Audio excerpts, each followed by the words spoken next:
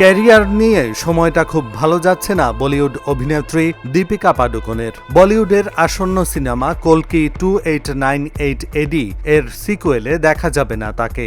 সামাজিক মাধ্যমে ছবির টিম জানিয়েছে, দীর্ঘ আলোচনার পর তারা দীপিকার সঙ্গে কাজ না করার সিদ্ধান্ত নিয়েছে।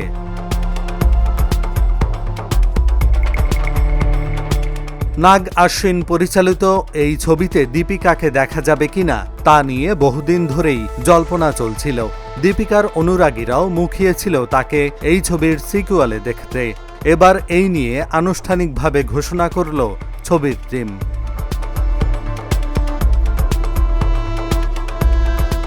এক বিবৃতিতে প্রযোজকরা বলেন, প্রথম ছবিতে আমরা একসঙ্গে কাজ করেছি, তবে সিকুয়েলের জন্য যে সময় ও দায়বদ্ধতা প্রয়োজন তা পাওয়া যাচ্ছে না, তাই আপাতত একসঙ্গে কাজ করা সম্ভব নয়। দীপিকার জন্য শুভকামনা রইল। বলা বাহুল্য, এই পোস্টের পর মন ভেঙেছে দীপিকার অনুরাগীদের।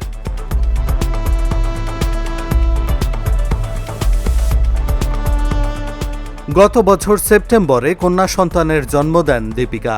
সম্প্রতি মেয়ের 1 বছর পূর্তি উপলক্ষে তিনি পরিবারকে সময় দিয়েছেন। ব্যক্তি জীবনকে প্রাধান্য দেওয়ার কারণে এর আগেও সন্দীপ রেড্ডি ভাঙার স্পিরিট ছবি থেকে সরে দাঁড়িয়েছিলেন দীপিকা।